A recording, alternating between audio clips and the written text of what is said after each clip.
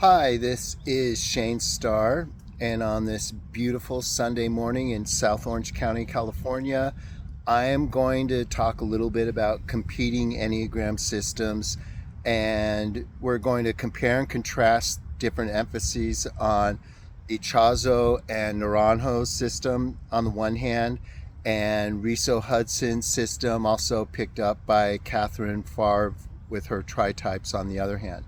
So I'm going to be doing a lot back and forth. So to make it easier to keep up, I'll keep referring to one set of names or the other, so it's clear who I'm talking about.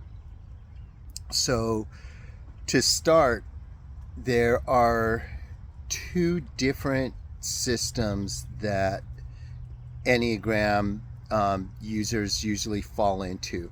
One was started by Oscar Ichazo in South America, and he combined a lot of not just psychology but Eastern philosophy, and he has his own school, or had his own school. And Naranjo was his one of his disciples. Um, it looks as though, like, when I was researching to do this video, it looks like they had a little bit of a falling out. I never knew of that before, but Ichazo um, accused Naranjo of plagiarism, basically. And as far as I know, Naranjo always gave Ichazo credit, but that's not the main point of this video. It's just a little interesting aside. When you see videos, not just mine, but anyone, um, what they say is usually just the tip of the iceberg. And getting ready to talk about something, there's usually a lot more underneath it. You either don't have time to say, or um, it's not falling within the scope of what you're trying to target in your discussion. But some things like that are kind of interesting, a little bit gossipy, but whatever. It's kind of fun. So you have that school of thought on the one hand, and then you have the Riso-Hudson, Catherine Favre other side. That's also the side that's been picked up by the Jesuits. I know when I came into the Catholic Church, it was in a Jesuit church in Hollywood, California, that I went into, Blessed Sacrament in Hollywood. Shout out to them. Um, and the Jesuits there were all very big fans of the Enneagram. Everyone knew his number, and I had a lot of fun discussions with them about that kind of stuff. So, um, yeah, it's another little aside. Now, that doesn't mean that I'm favoring that side from a theoretical point of view. I see them both ultimately sort of equal, with different pluses and minuses, but um, we'll get into that right now. So let's start. So the Ichazo Naranjo school of thought, they focus on subtypes. That's self-preservation, social subtypes, and sexual, or sometimes called one-to-one subtypes. These are like overall filters through which you can see someone's Enneagram number. So you can be a self-preservation, any of the numbers 1 through 9, same with social, same with sexual. And that gives you like 27 different, rather similar but distinct types. So a self-preservation 5 will look different from a social 5, who will look different than a sexual 5. More on that particular type in a little bit. Riso-Hudson, on the other hand, they focus on wings, and with Favre, they focus on tri-types as well. That is, like, if you're an Enneagram 3, you can be either a 3-wing 2 or a 3-wing 4. You can't be a 3-wing something else. It has to be the number of the Enneagram right next to your own. And some people, they say, have balanced wings. Others favor one wing, others favor the other wing. And that gives you, roughly, basically 18 types. Okay. So the question is, are one of these emphases better than the other? I don't think either school says that, Riso-Hudson isn't saying that subtypes don't exist. They just don't emphasize them as much. Ichazo and Naranjo never said anything negative about wings or tri-types as far as I'm aware of, but they don't really focus on those. So back to Ichazo and Naranjo. Something they feature in their types is each type has a counter type. Now, Riso-Hudson talks about this a little bit, but they focus on, for whatever reason, they only focus on 3, 6, and 9 as having like conspicuous counter types. Not to say that they don't exist in their system as well, but that's it's sort of limited to those 3 numbers in their greater discussions about it. And the story about counter type is it goes somewhat against the regular fixation or complex or disorder, so it won't look like that. So like a 3, for instance, the sin is vanity.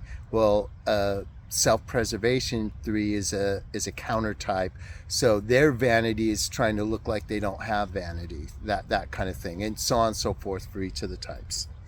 Okay, so how do these different things, subtypes on the one hand for Ichazo and Naranjo, wings on the other hand for Riso-Hudson, how does this come out different? Okay, for Ichazo and Naranjo, subtypes lend their philosophy to having more of, I guess, more psychological depth. They get more into neurosis, personality disorders. In regular language, they focus more on the unhealthy aspects of the type. So take type 2, for instance. The nickname they have for type 2 would be the seducer. Okay? Now, take that over to Riso-Hudson with the focus on the wings, and again, there's overlap here, but they focus more on self-improvement, using the Enneagram as a tool for growth. They focus more on the healthy functioning. So again, whereas type 2 is called the seducer with Naranjo and Ichazo, type 2 is called the helper in Riso-Hudson. You can see there's overlap. Someone seduces you by helping you. Someone helps you and thereby sort of seduces you, So there's overlap, but those descriptions have different connotations, So it's ultimately, I think they both have their little flavors, but I think we can say that the subtypes give more complexity to Ichazo and Naranjo's system, whereas the wings, they're almost self-explanatory. You have a main type and this other one flavors your type, and since it's the flavoring is also within the Enneagram, it's a little more simplistic. Okay, so now with that basic information in mind, I want to just jump to my criticisms, because I think both sides leave some things to be desired. I love the Enneagram, don't get me wrong. I practice it, I've learned from it. I've used analysis of all 9 types to help make myself a better person. So I'm a believer in the system, but I do think that both of these schools of thought have some issues. So let's start with Ichazo and Naranjo. For me, even though I like the subtypes, I even agree with them to an extent, I think they seem arbitrary, like an extra layer of personality that, if you really analyze it, these subtypes have nothing to do with the Enneagram itself. The Enneagram as in the symbol with the 9 types. To me, the subtypes are sort of like this extra layer on top of it. In other words, we could apply those subtypes to MBTI or socionics if we wanted to. You could be an ESFP with a social subtype or a sexual subtype, similar but a little bit different flavor. Do you see what I mean? Like you can apply subtypes to more than just the Enneagram. So you're like using two things instead of one. And um, to me that just adds an extra layer of complexity that doesn't really need to be there in order to get something beneficial out of the system. So another issue I have about subtypes is, why is there only three? Why not two main subtypes, or why not four? I can think of a fourth subtype off the top of my head. How about having a contemplative subtype? A dispassionate interest in knowledge. It wouldn't be self-preservation because it's an interest outside of itself, something other than the subject. You're looking at objective information, knowledge. It wouldn't be social because it's in your inner mind. You're searching for knowledge. Okay, it's things, not people. And it wouldn't be sexual for the same reason. It only involves the subject. In MBTI terms, think of pure TI, or maybe NI, or maybe even SI, but contemplative, just observing, not preserving yourself, not trying to be one with the greater social group, not trying to connect one-on-one with someone like the sexual subtype.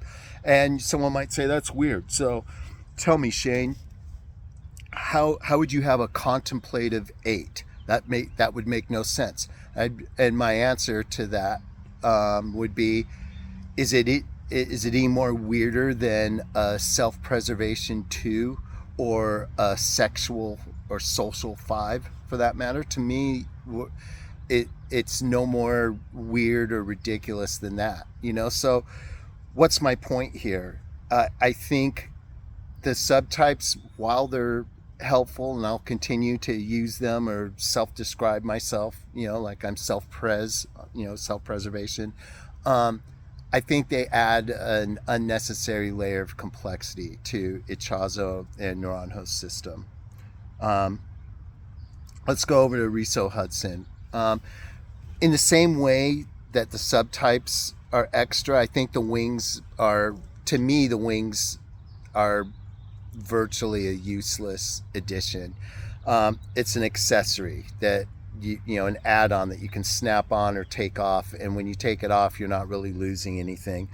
So I have some theoretical problems with the wings. Unlike the subtypes, which I think are just extra, I think I'm more critical of Riso-Hudson on the wings, and that's because, first and foremost, maybe not foremost, but first of all, the wing is rarely a person's second highest type. Like, regardless of whatever my real type is, I self-test as a 1. Okay, that would make my wings either 9 or 2. I score 9 is my lowest score on the whole self-testing. Every time, ever since I first took a test, 9 was always the last one on bottom. Like, whatever I am, it's not a 9, guaranteed. And then 2 is never, it's like barely in the middle section. Sometimes it's 4th, sometimes it's 5th, sometimes it's lower.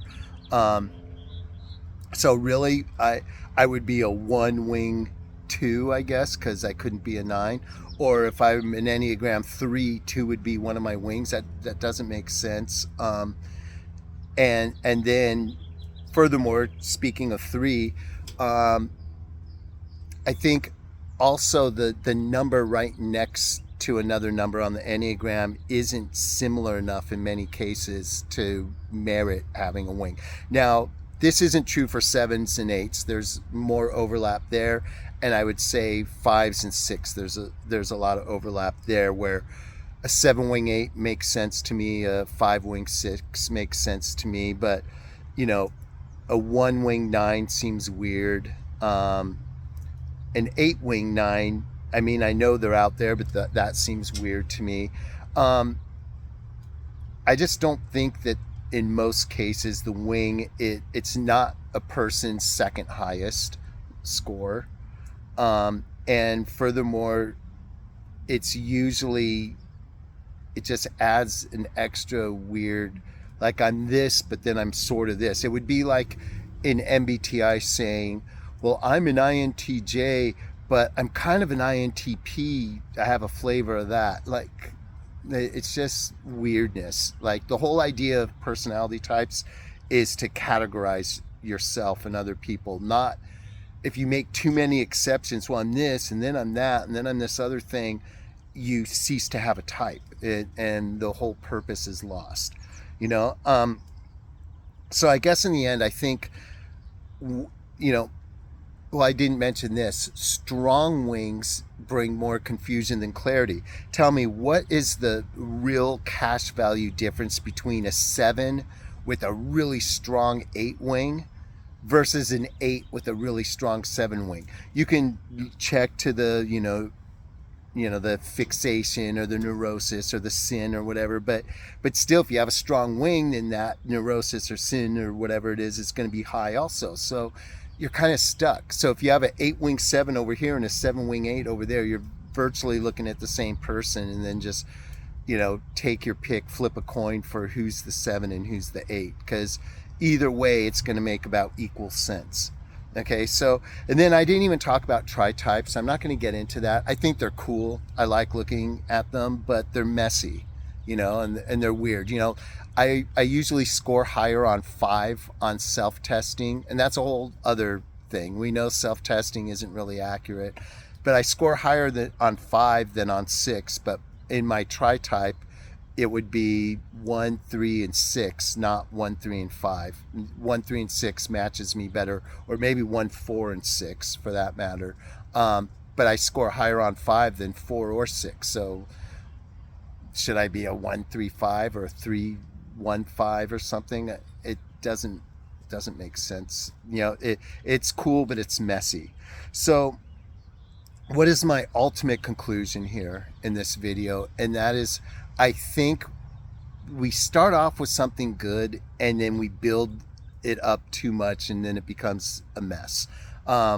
Which is to say, in both cases, Naranjo and Ichazo with their subtypes, Riso-Hudson and Favre with their wings and tri-types, in both cases, we have too many moving parts at the end of the day.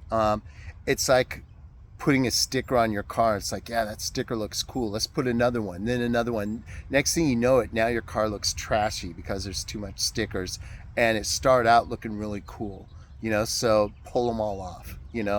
I think for Enneagram, you're going to get most of your cash value for self-improvement, understanding what your problems are and understanding how to fix them, by looking at both of these systems, but focusing on the number, not on the subtype or on the wings. Focus on the number.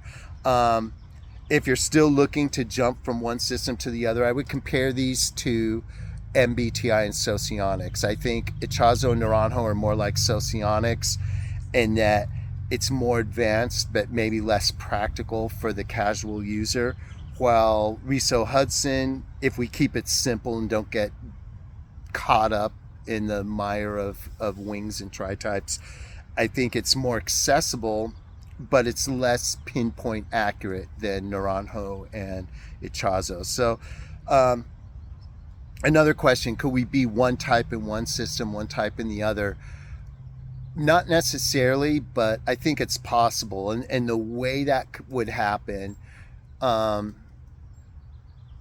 try not to use myself as an example, but the way it would happen is, if you look at neurosis and personality disorders on the one hand with Naranjo and Ichazo, and then you're looking at triads and positive aspects of your personality. Am I compliant, or am I, assertive, or am I receding? Like, when I look at the triads on Riso-Hudson and do their thing, I'm so clearly a 1, it's not even worth discussing.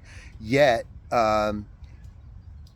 well-read and intelligent practitioners of the Ichazo and Naranjo school would look at my story and say that I fit more into the 3. So I do think it's possible to look like one type in one system and one type in the other. You don't want that. I don't want that. Nobody wants that, I don't think. So I think it's good to use both systems, but focus on the number, take the core out of each system, and when you do that, they fall in line with each other a lot more. Okay, that's all I got for today. I hope it was entertaining, at least a little bit. And if you have any comments or questions, let me know. Peace out.